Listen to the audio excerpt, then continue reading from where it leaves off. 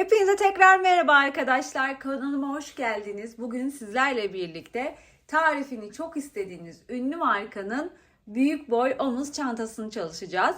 Kanalımı sürekli takip eden arkadaşlarım biliyorlar. Biz yakın zamanda bu modelin portföy çanta halini çalıştık. YouTube kanalımda tarifi var.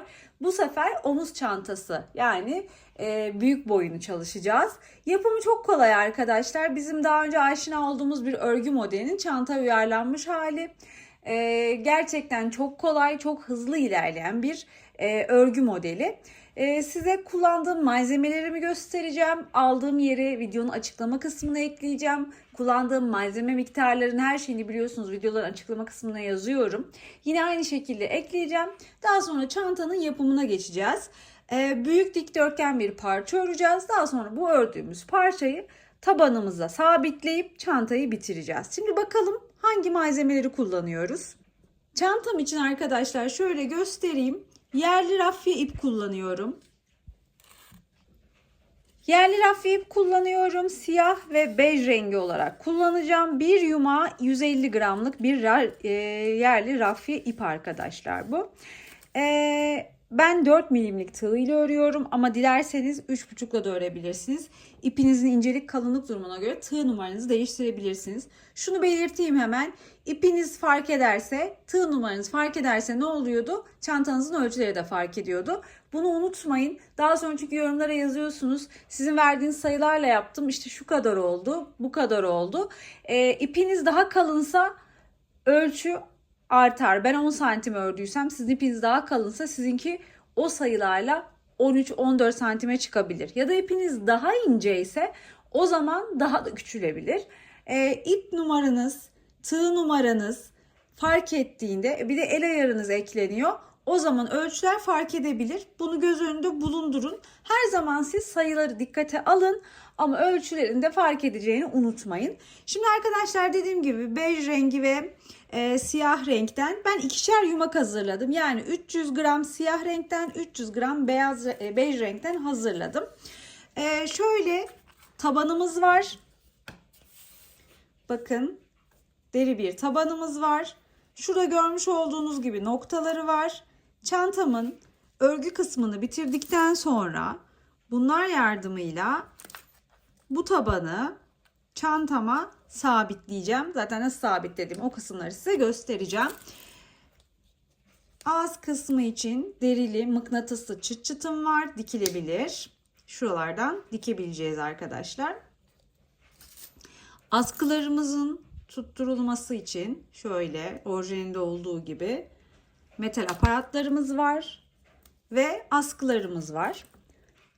Hemen ölçülerini de vereyim arkadaşlar size. Bakın benim tabanımın uzunluk ölçüsü yaklaşık 36 santim.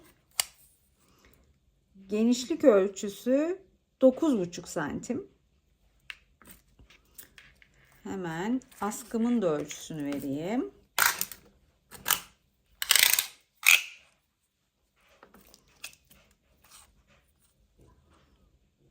Şu da benim askım olacak.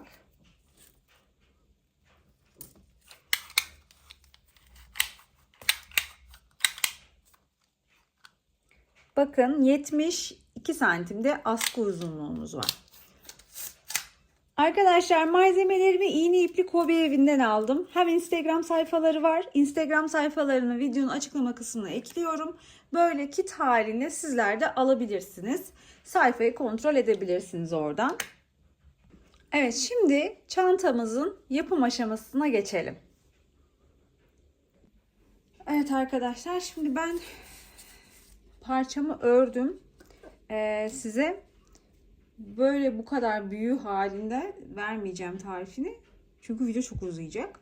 O yüzden küçük bir parça başlayacağım ve tarifini vereceğim. Ama tabii sayılarını söyleyeceğim. Şimdi bakın benim parçamda şöyle açayım ben bunu.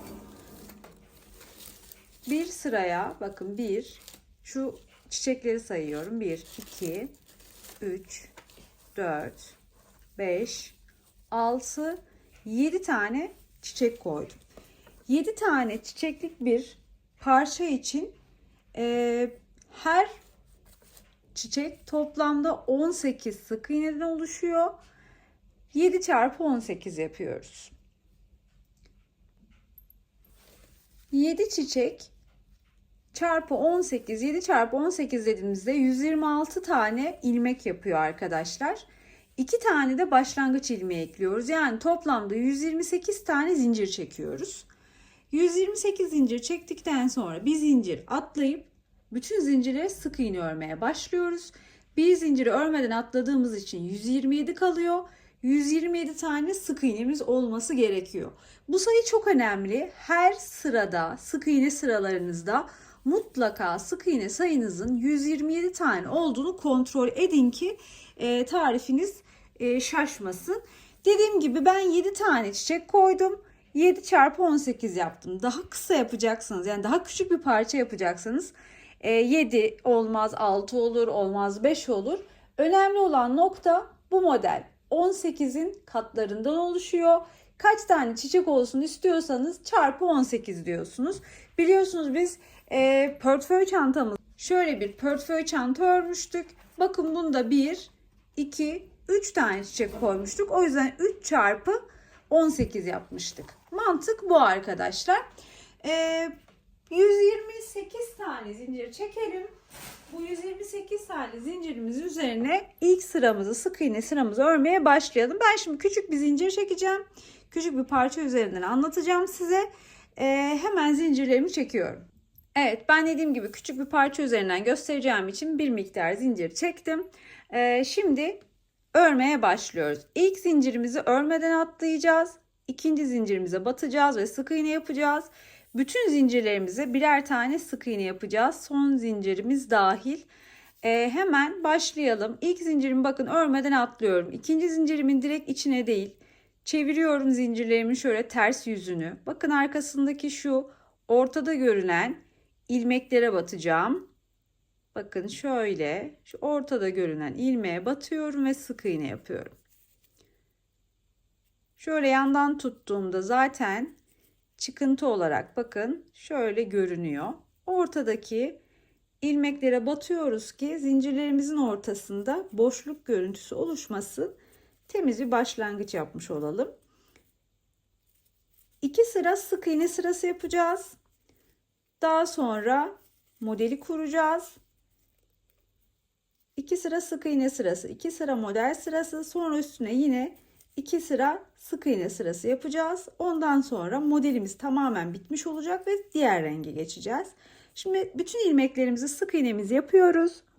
Evet, bir sıra bütün zincirlerimize sık iğne ördük. Şimdi ikinci sıramızdayız. İkinci sıra için bir tane zincir çekiyoruz ve dönüyoruz.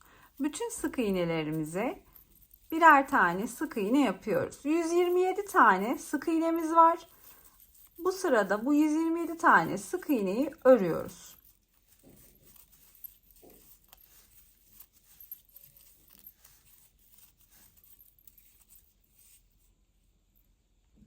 Evet. İkinci sıra sık iğne sıramızı da ördük. Şimdi geldik modelimizi kurmaya. Bakın biz şöyle göstereyim. Daha önce örmüş olduğum parça üzerinden. 2 sıra sık iğne ördük. Şimdi model sırasını yapacağız. Başlıyorken bir tane zincir çekiyoruz ve dönüyoruz. İlk 3 sık iğnemizi örüyoruz. Bakın hemen ilk sık iğneye battım. Bir tane sık iğne. İkinciye battım. Bir tane sık iğne. Üçüncüye battım. Bir tane sık iğne. Yani ilk 3 sık iğnemi ördüm. Daha sonra 1 ve 2. 2 tane zincir çekiyorum arkadaşlar. Tığıma ip doluyorum. Aşağıdan sayıyorum. 1, 2, 3, 4, 5, 6, 7. 7. sık iğneme batıp buraya ikili trabzan yapıyorum.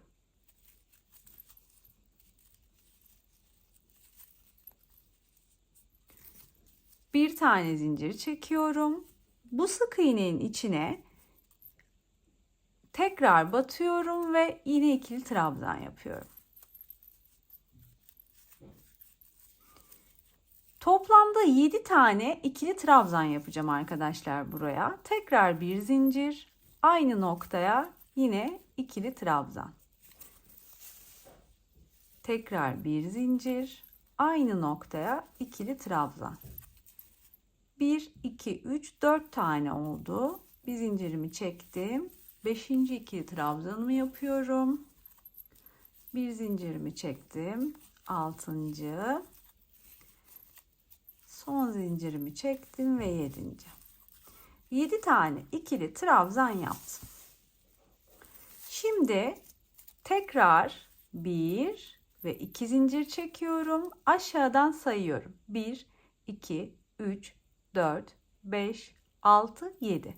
7. sık iğneye batıp bir tane sık iğne yapıyorum. Ve bu sık iğnenin yanındaki 4 tane sık iğneyi de örüyorum. Toplamda 5 tane yan yana sık iğne örmüş oluyorum. Hemen battım, ikinciyi ördüm. Yanındakine battım, üçüncüyü ördüm. Yanındakine battım, dördüncüyü ördüm. Ve yanındakine battım, beşinciyi ördüm. 5 sık iğnemi ördükten sonra yine 1 ve 2. Görmüş olduğunuz gibi bakın zincirleri de sıkı sıkı çekmiyorum. 2 zincir çekiyorum. Tığıma ip doluyorum ve tekrar ikili trabzan yapacağım. Sayıyorum. 1, 2, 3, 4, 5, 6, 7. 7. sık iğneye batıyorum. Ve bu noktaya toplamda 7 tane ikili trabzan yapıyorum. Ve bu ikili trabzanların aralarına birer zincir çekiyorum. Yani ikili trabzanı yaptım, bir zincir çekiyorum, sonra diğer ikili trabzanı yapıyorum. Bir zincir çekiyorum, sonra diğer ikili trabzanı yapıyorum.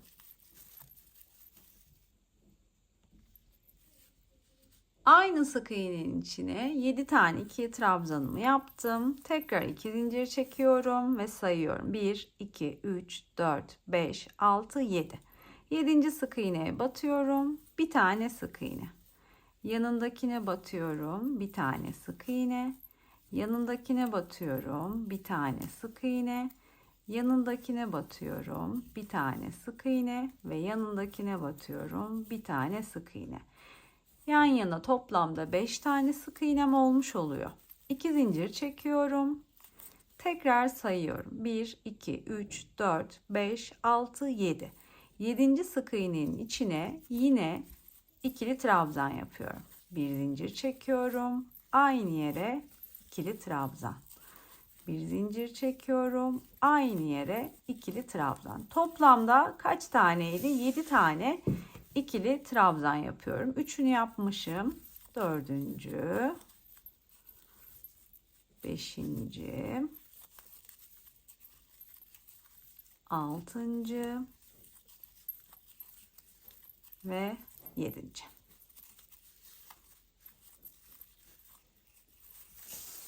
Yedi tane ikili trabzanımı yaptım. 2 tane zincirimi çekiyorum. 1, 2, 3, 4, 5, 6, 7. 7. sık iğneme batıp bir sık iğne, yanındakine batıp bir sık iğne, yanındakine batıp bir sık iğne. 3 tane sık iğne yapmıştık başlarken, bitirirken de 3 tane sık iğne ile bitirmiş oluyoruz. Bir tane zincir çekiyoruz ve dönüyoruz. Kaç tane zincir çekerseniz çekin başlangıçta 18'in katı yaptıysanız her seferinde sizin de başlangıcınız, bitişiniz hep benim gösterdiğim şekilde olur. Önemli olan nokta ilmek sayınızı atarken 18'in katı artı 2 tane ilmek eklemek. Şimdi bir sonraki sıramıza geçtik. Bir sonraki sıramız için hemen ilk 2 tane sık iğnemizi örüyoruz. 1 ve 2. 3. sık iğneyi örmeden bırakıyoruz. Daha sonra 2 zincir çekiyoruz. Tığımıza ip doluyoruz. Bir önceki sırada bakın şöyle kutucuklar yapmıştık. Toplamda 6 tane kutucuk var. Bakın 1, 2, 3, 4, 5, 6. Bu kutucukların içini fıstık dolduracağız. Tığımıza ip doladık. Hemen ilk kutucuğumuza battık. İp alıp çıkardık. 3 ilmek var tığda. Tığa tekrar ip doladık. Aynı kutucuğa battık. İp alıp çıkardık. Bakın 5 tane ilmek var. Tığımıza ip alıyoruz. Önce ilk 4 ilmeği tığdan çıkarıyoruz. Tekrar tığımıza ip alıyoruz ve kalan 2 ilmeği de tığdan çıkarıp fıstığımızı oluşturmuş oluyoruz. Bir tane zincir çekiyoruz ve bir sonraki kutucuğa geçip tekrar fıstık yapıyoruz. Yapalım bir kere daha. Tığımıza ip doladık, kutucuğa battık, ip alıp çıkardık. Tığda 3 ilmek var, bekliyorlar. Tığımıza ip aldık, aynı kutucuğa battık, ip alıp çıkardık. Tığda 5 tane ilmek var. Şöyle göstereyim. Tığa ip alıyoruz. Önce ilk 4 tane ilmeği tığdan çıkarıyoruz. Tığa ip alıyoruz ve kalan 2 ilmeği tığdan çıkardığımızda fıstığımızı tamamlamış oluyoruz. Bir tane zincir çekiyoruz ve bir sonraki kutucuğa da yine fıstık yapıyoruz. Dediğim gibi toplamda 6 kutucuk var. Her birine gösterdiğim şekilde fıstıklar yapıyoruz. Fıstığımızı yaptıktan sonra bir zincir çekip bir sonraki kutucuğa geçip yine fıstık yapıyoruz. Bu 6 kutucuğu 6 tane fıstıkla doldurmuş oluyoruz.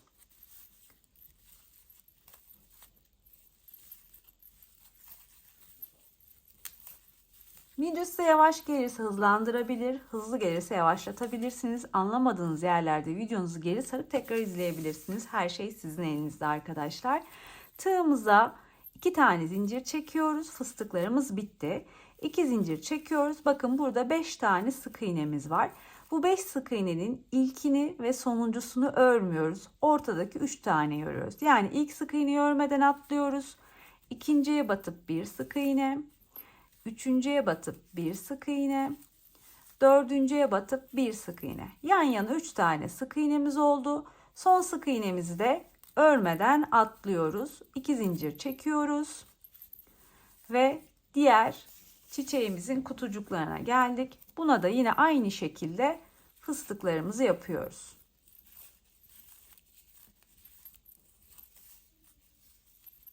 Bir zincir. İkincideyim, fıstığımı yapıyorum. Bir zincir. Üçüncüdeyim. Benim ipim yerli rafya ip arkadaşlar. Örümü yumuşak.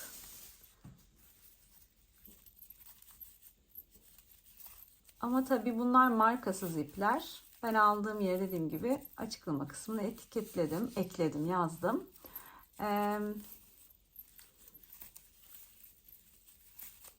Yerli rafya ipler biraz daha yumuşak örümlü olabiliyor. Yumuşak örüm yerli rafya ip diye alırsanız aldığınız yerde bu şekilde rahatlıkla örebilirsiniz. Ve bakın son fıstığımı da yapıyorum. Aynı şekilde bitirmiş oluyorum. Şimdi tekrar 2 zincir çekiyorum. Bakın sık iğneye geldik.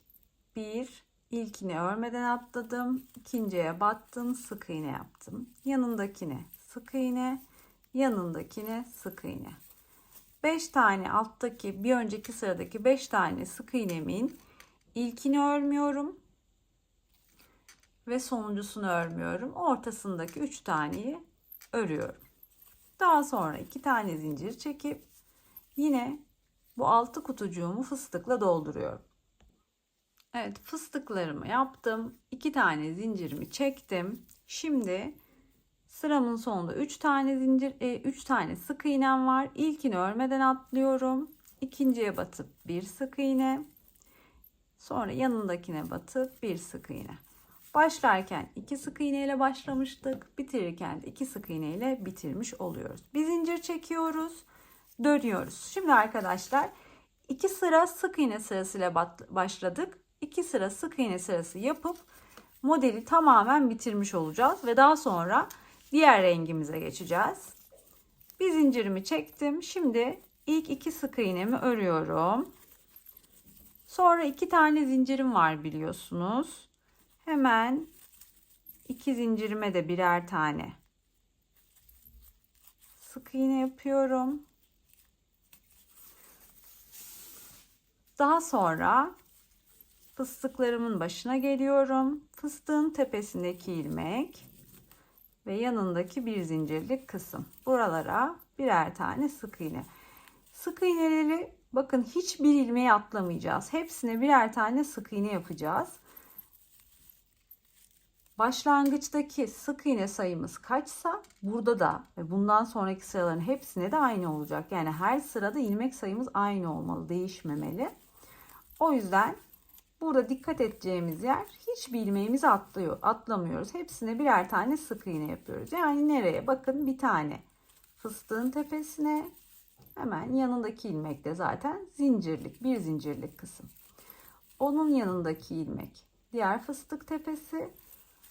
Onun yanındaki ilmekler bakın zincirler. Zincirlerime de yine aynı şekilde batıp birer tane sık iğne yapıyorum. Bakın şimdi sık iğne, aradaki 3 tane sık iğnedeyim. Onlara da birer tane sık iğne yaptım. Sonra 2 zincirlik kısım, ilkine bir sık iğne, ikincisine de bir sık iğne.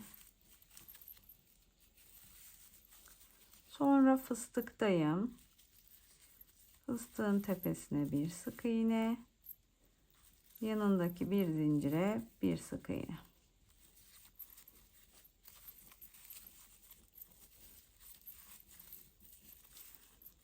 Ördüğümüz parça bittikten sonra üstünü ütüleyeceğiz arkadaşlar. Birleştirmelerini ütüledikten sonra yapacağız. Dilerseniz üstüne direkt ütülü vurabilirsiniz. Dilerseniz bir tülbent koyup öyle de ütüleyebilirsiniz. Ben genellikle hep üstüne tülbent koyup ütülerim. Riske girmem.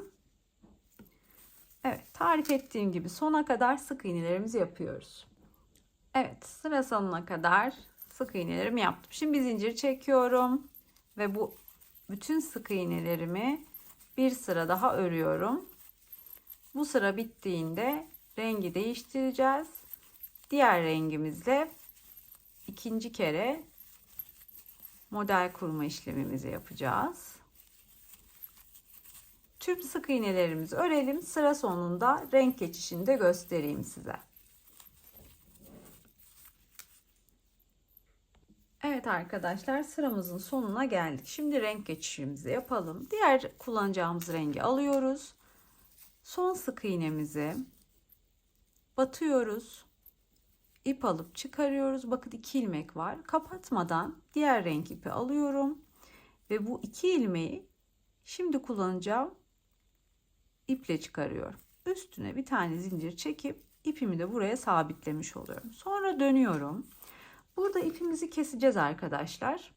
Şöyle ipimi hemen kesiyorum. Sonra başlıyorum. Açık renkle ikinci model sırama. Şu gördüğünüz 2 parçayı da sık iğneleri örerken örgünün içinde gizleyeceğim. Şimdi hemen batıyorum. İlk sık iğneme sık iğne yapıyorum. 2 sıra yeni rengimle sık iğne sırası yapacağım. Ondan sonra yine modeli kuracağım. Bu renkle benim ilk sıram,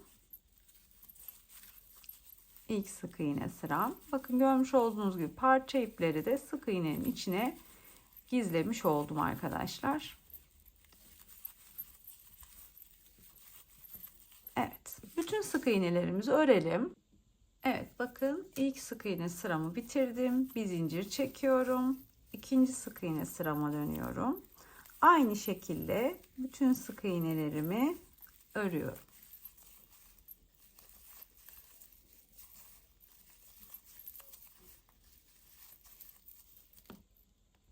İkinci sık iğne sıramı da bitirdim. Şimdi modelimizi tekrar kuracağız. 1, 2, 3 ve 4 zincir çekeceğiz ve döneceğiz. Şimdi burada direkt sık iğne ile başlamıştık bir önceki çiçek sıramızda. Buradaysa direkt çiçekle başlayacağız. Yarım bir çiçek yapacağız. O yüzden 4 zincir çektik. Tığımıza ip doladık. Hemen zincirin dibindeki ilk sık iğnemize batıyoruz. Bir tane ikili trabzan yapıyoruz.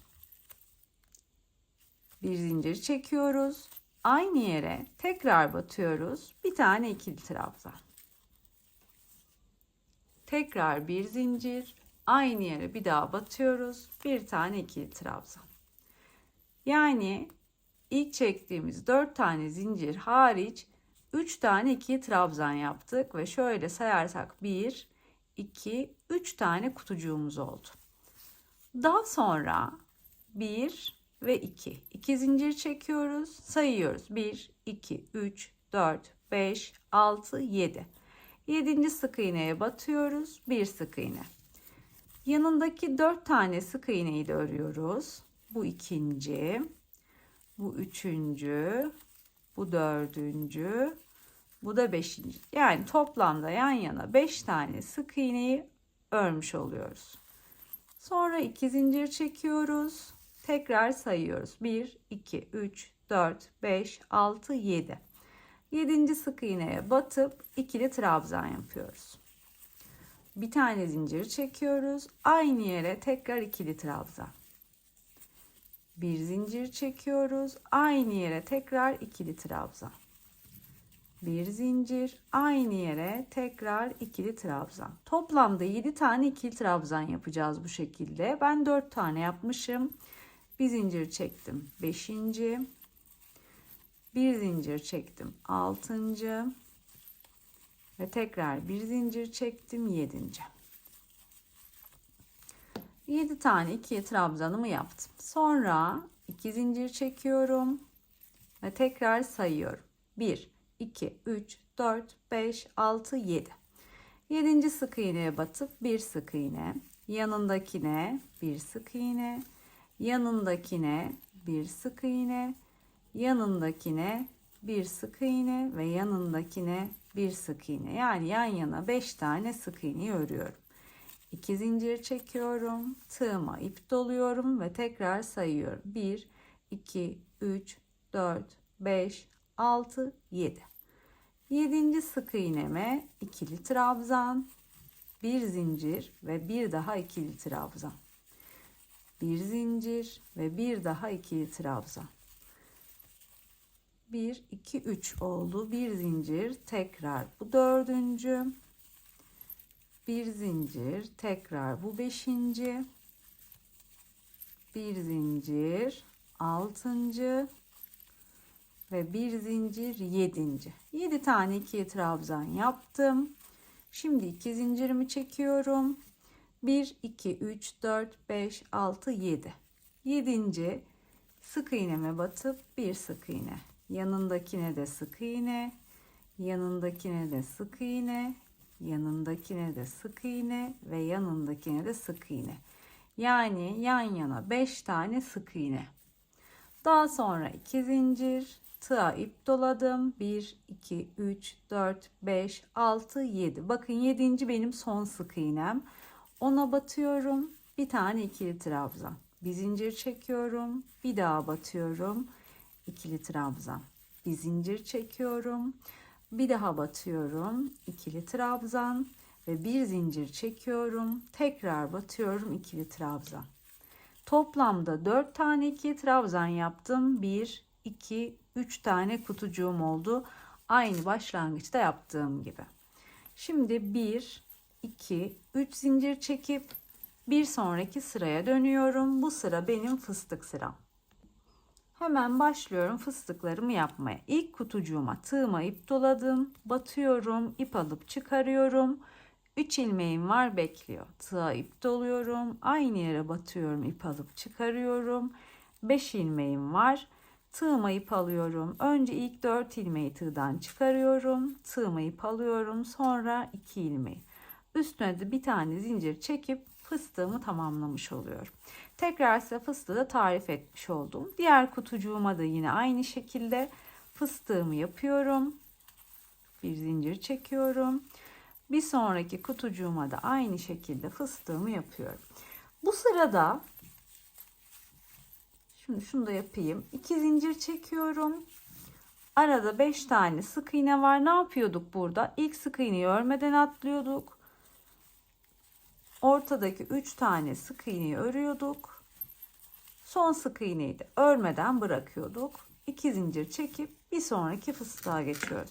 Şimdi arkadaşlar burada yaptıklarımızın aynısını yapıyoruz. Tek fark, ilk çiçek sıramızda sık iğne ile başladık. Burada yarım çiçekle başladık. Neden yaptık? Şu çiçeklerimiz üst üste denk gelmesin, kaydırma yaptık. Yani bu çiçeğin tepesine sık iğne sırası denk gelsin. Sık iğne sırasının, şu ortadaki sık iğne sırasının üstüne de çiçek denk gelsin. Şu görüntü, dalgalı görüntü oluşsun diye. Tek fark dediğim gibi başlangıçlar. Yoksa model hep aynı. Model hiç değişmiyor. O yüzden uzun uzun tek tek anlatmayacağım. 2 zincir çektim. Bu çiçeklerimi de fıstıklarla doldurup geleceğim. Bakın sıra sonuna geldim. Burada 3 tane kutucuğum vardı. Aynı başlangıçta olduğu gibi. Bu 3 kutucuğu da hemen fıstıklarını yapıyorum. İkinci kutucuğumdayım. İkinci fıstığımı yaptım. Bir zincirimi çektim. Son kutucuktayım. Son fıstığımı yaptım. Zincir çekmiyorum. Bitiriyorken trabzanla bitireceğim. Bu başlangıçta yaptığım 3 tane zincirin tepesine batıyorum ve ikili trabzan yapıp burayı bitiriyorum. Bakın burada başlarken 3 tane zincirle başladık. Bitirirken de trabzanla bitirip eşitlemiş olduk. Bir zincir çekiyoruz ve dönüyoruz. Şimdi bu ve bundan sonraki sıra sık iğne sırası. Bütün ilmeklerimize birer kere batıp ne yapıyorduk? Sık iğne yapıyorduk. Her ilmeğime atlamadan birer tane batıp sık iğnemi yapıyorum.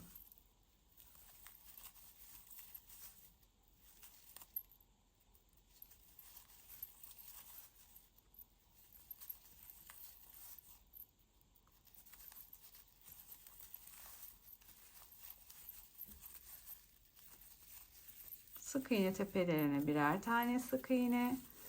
Bakın zincirleri, ilk zincire bir tane, ikinci zincire de bir tane. Fıstık tepesine bir tane, yanındaki zincire bir tane. Yani şunu da yaptığımızın aynısı, hiçbir farkı yok.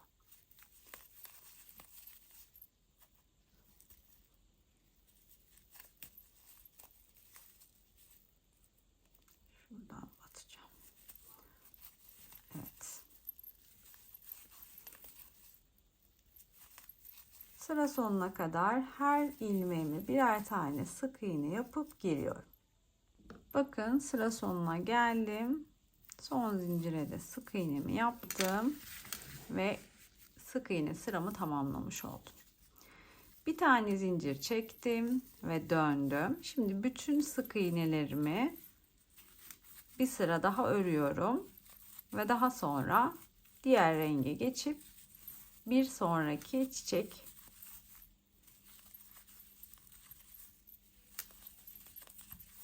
motifime geçiyorum.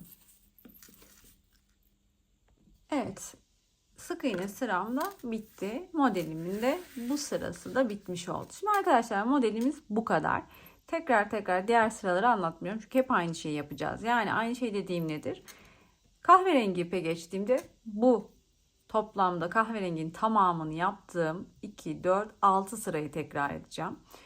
Bej rengi geçtiğimde de bu bej renkle yaptığım 6 sırayı tekrar edeceğim. Yani şu 2 tane görmüş olduğunuz, bunlara ayrı ayrı birer model sırası diyelim. 2 model sırasını sürekli tekrar ederek istediğim kadar uzatacağım. Ondan sonra da birleştirmelerini yapacağım.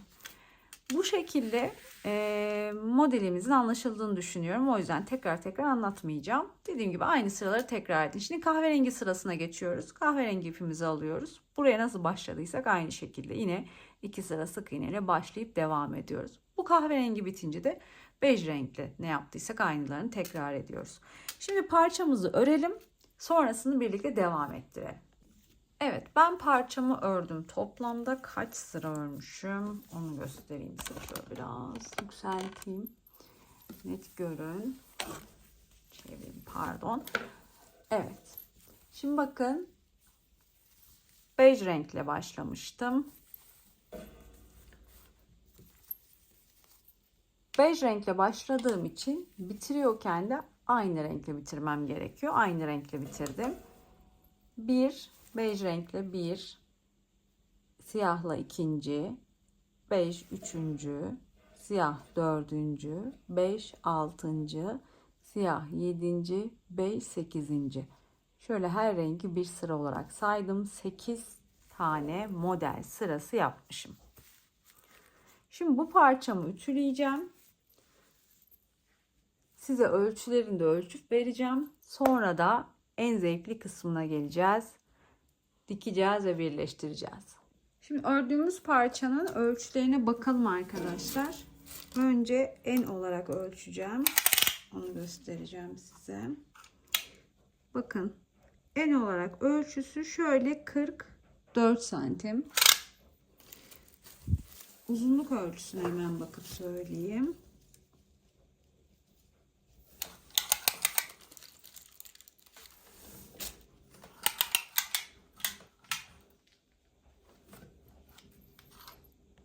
Uzunluk olarak da 90 santim arkadaşlar. Şimdi bu parçayı ütüleyeceğim. Ütüledikten sonra da sizle birlikte birleştirmelerini yapıp tamamlayacağız. Evet arkadaşlar, ben çantamın ördüğüm parçasını ütüledim. Şimdi yanlardan dikeceğiz.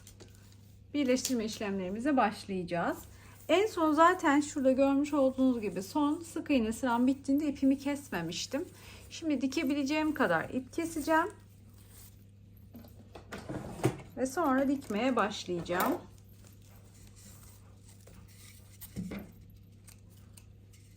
İpimi kestim. Hemen iğnemi de alıyorum.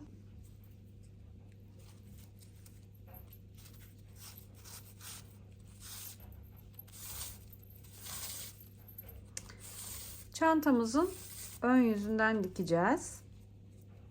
Bu bizim ilk kenar dikişimiz. Sonra bir daha dikeceğiz. Onu içten dikeceğiz. Ama şu an yapacağımız işlemi çantanın dışına, yani bizim gördüğümüz kısmından dikeceğim.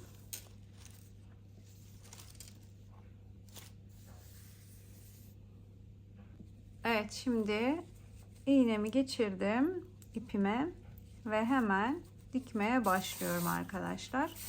Kendi ipiyle dikiyorum. İlmeklerimi, sık iğnelerimi şöyle üst üste denk getirdim. Ve görmüş olduğunuz şekilde dikeceğim sona kadar.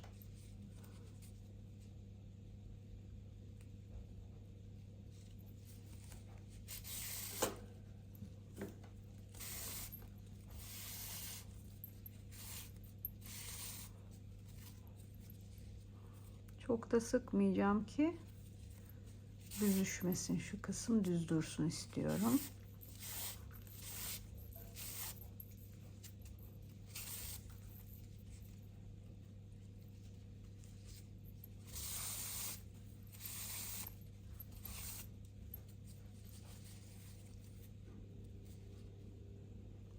Dikme işlemi bittikten sonra ağız kısmına sık iğneye geçeceğim.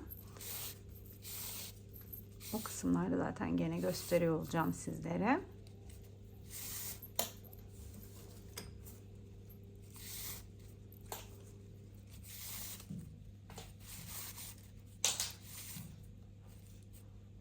Evet arkadaşlar, bakın iki tarafı da size tarif ettiğim gibi, gösterdiğim gibi diktim. Şimdi çantanın ters yüzünden hemen önce ters yüzünü çevireceğim. Taban oluşumunu yapacağız.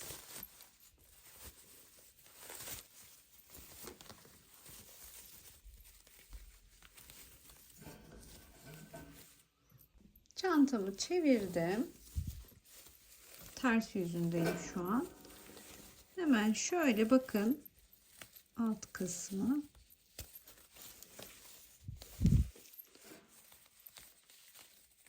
şuraya, şimdi benim tabanım denk gelecek. Dışarıdan gelecek ama ben şu an ne kadar kulakçık ayırmam gerekiyor ona bakacağım. Yani genişlik yapacağım. Benimki 9,5 genişliği vardı biliyorsunuz tabanımın. Bakın şöyle dursun istiyorum. Böyle denk getirdiğimde, evet sığmamış, şöyle göstereyim tekrar. Şimdi arkadaşlar şöyle alt kısmını, tabanı şu şekilde koyduğumda şu dışarıda kalan kulakçıkları şöyle içeriye dikeceğiz. Tabii böyle tabanın üstüne dikmeyeceğiz. Ben tabanı sadece şu an ölçü için koydum. Şöyle bir de şöyle dikeceğiz. Daha sonra tekrar çantamızı çevireceğiz. Hemen dikelim önce birlikte. Bakın ölçümü şöyle aldım. Tabanımı koydum üstüne. Her iki tarafta da çiçeğin başladığı yerde dikiş yapmam gerekiyor. Genişlik olarak da 9,5 santim, yani şuradan hemen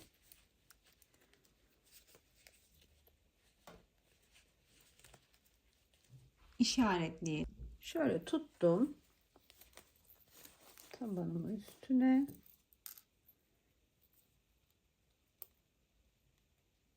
Tamam. Şurası. Diğeri de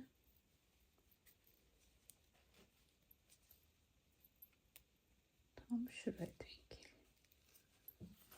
Evet, tekrar kontrol edeceğim şöyle. Aynı.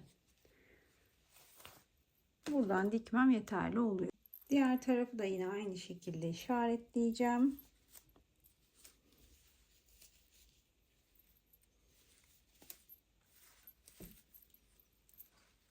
Ölçüm aldığıma göre artık dikebilirim arkadaşlar. Bakın şöyle tutayım. Bu şekilde önce şöyle dikeceğim. Sonra kıvırıp bir de şuradan sabitleyeceğim. Ya da şöyle yandan da sabitleyebiliriz. Şimdi işaretlediğimiz yerlerden dikeceğiz arkadaşlar. Şöyle.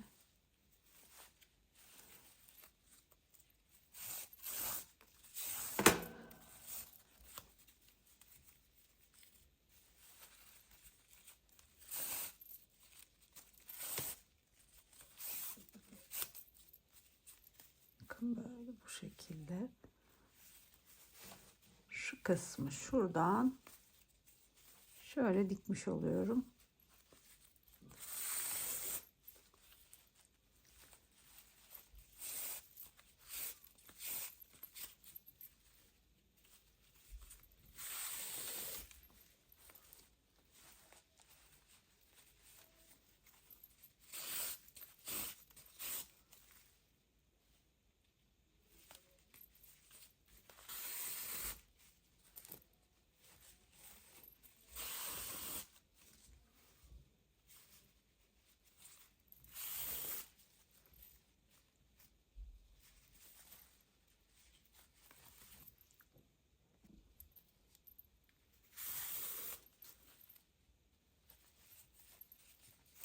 Şimdi bir kere daha dikeceğim. Şöyle geri gideceğim.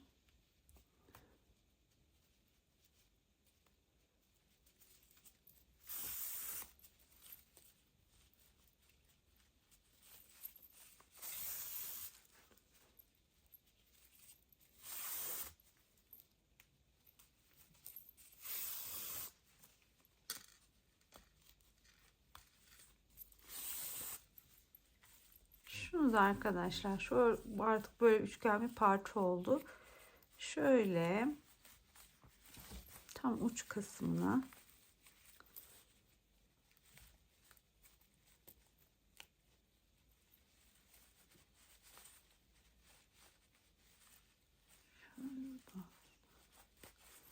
sabitleyeceğim. Burayı da dikmiş olacağım yani.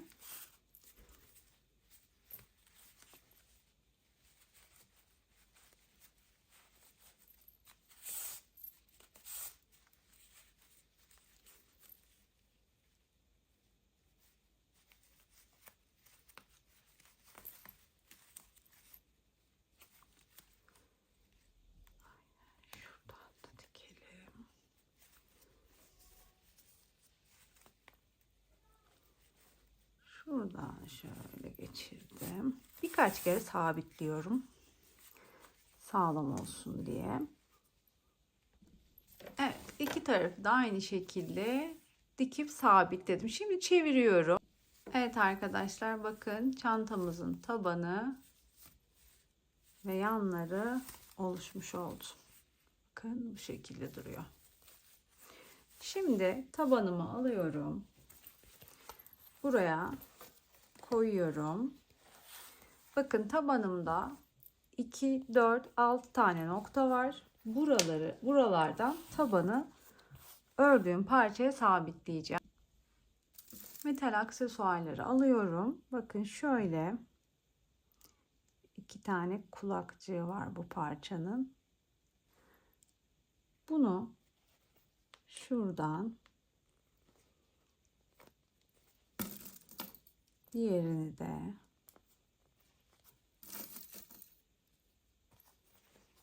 her birini şöyle geçiriyorum.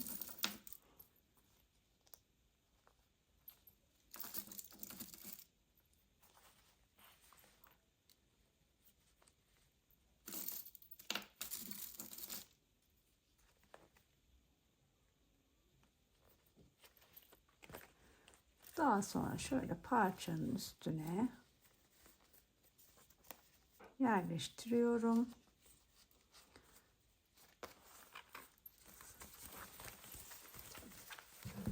Şöyle tutup size göstermeye çalışacağım. Orta kısmından çıkarayım. Görün istiyorum. Bakın kulakçıkları. Evet. Bakın şöyle kulakçıkları örgünün üstüne denk getiriyorum. Daha sonra elimle şöyle büküyorum. Kameraya sığmamışız arkadaşlar. O yüzden şöyle göstermeye çalışayım. Bakın kulakçık olarak gösterdiğim o 2 tane küçük parça şuradan örgünün içinden çıkardım.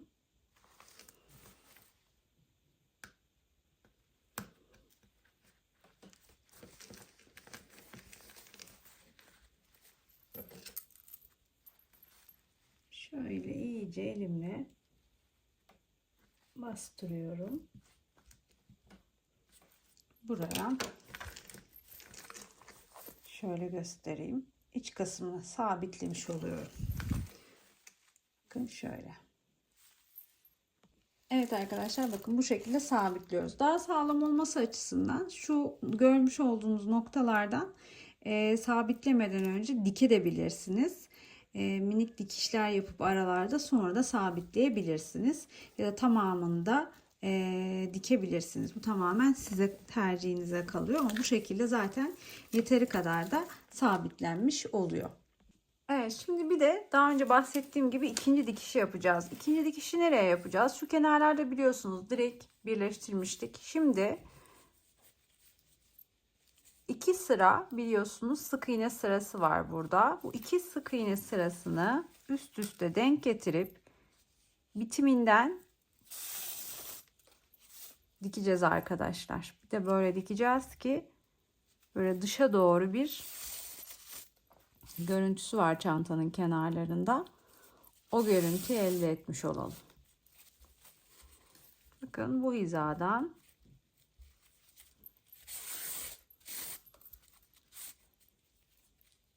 dikiyorum. Her iki tarafta da aynı işlemi yapacağım. Bu tarafta dikmeye başladım.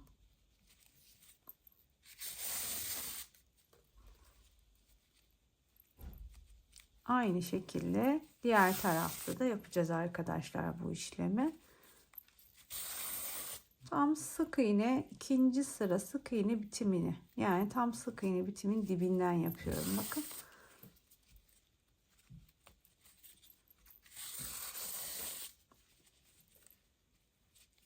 Yine gördüğünüz gibi kendi ipiyle yapıyorum bunu da. Kendi ipiyle dikiyorum.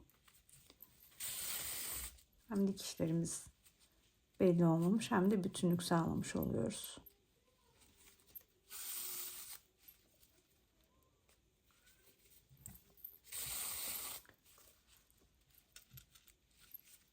Bu işlemi taban ayrımını, yani taban oluşumunu yaptıktan sonra yapıyoruz. Buraya kadar, son dibe kadar aynı şekilde dikeceğim. Evet, şimdi dikme işlemlerimiz bittiği için artık sık iğne kısmına geçebiliriz. Bakın, tam diktiğimiz yerden tığımı geçiriyorum. İpimi alıp çıkarıyorum. Bir zincir çekip ipi buraya sabitliyorum. Bir sıra ağız kısmına sık iğne sırası öreceğim. Her ilmeğe batıp mutlaka bir tane sık iğne yapacağım. Sık iğnelerimi yapmaya başladım. Sık iğne sıram bittikten sonra da çantamın askılarını çantama sabitleyeceğim.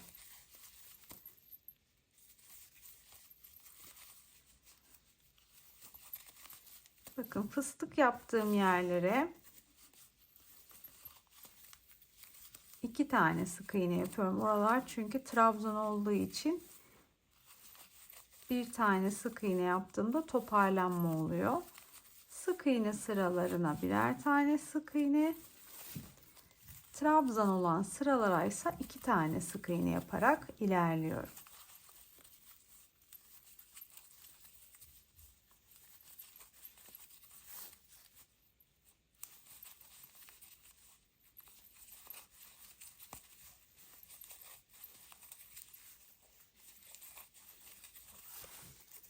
Bakın, buralar trabzan. Trabzan olan kısımlarda 2 tane sık iğne yapıyorum dediğim gibi.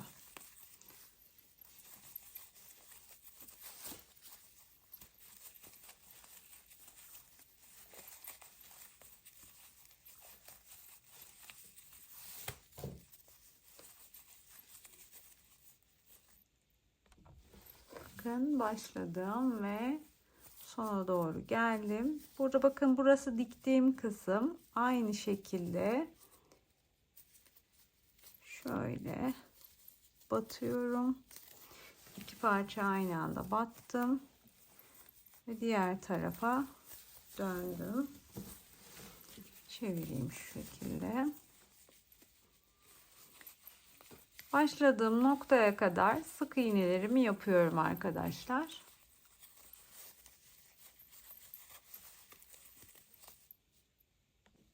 Evet, sona kadar geldim. İlk yaptığım sık iğnenin tepesine batıp ilmek kaydırmayla hem sırayı kapatıyorum hem de bir tane zincir çekip ipimi kesiyorum. Bir sıra sık iğne sırası yeterli oluyor arkadaşlar. Daha sonra ip parçamı şöyle içeriye alıp bir de içeride düğüm atıyorum.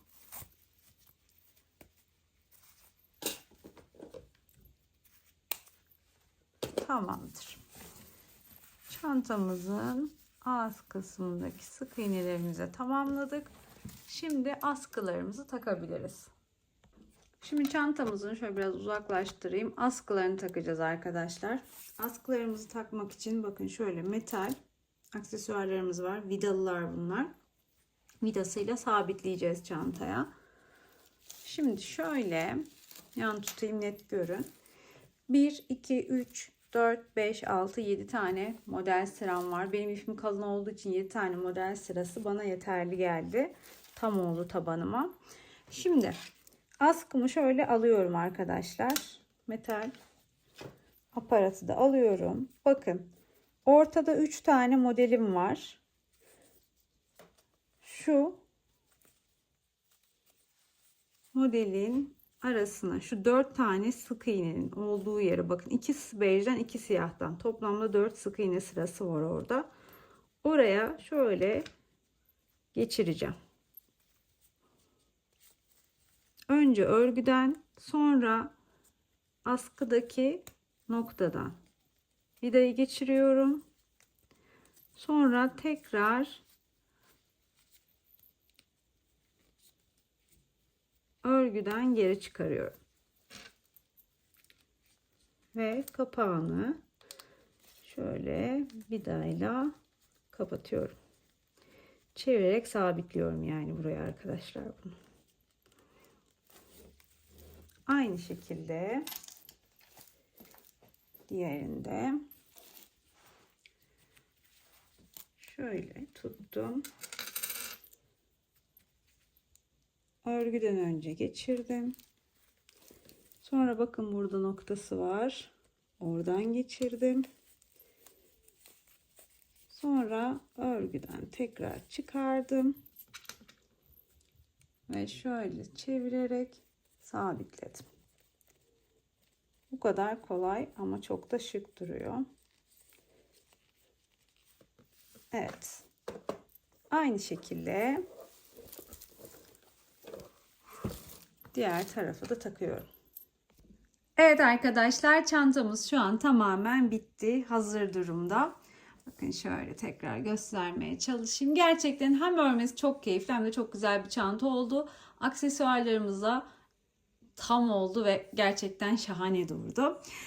Çantam için siyah renkli ipimden 150 gramlık bir yumaklık bir ipti biliyorsunuz. O ipin tamamını kullandım. Bej rengi ipimden de bir yumağı bitirdim. İkinci yumaktan çok az kullandım. Yani toplamda yaklaşık 350 gramlık ip yeterli oldu. Yerli rafya ipli arkadaşlar.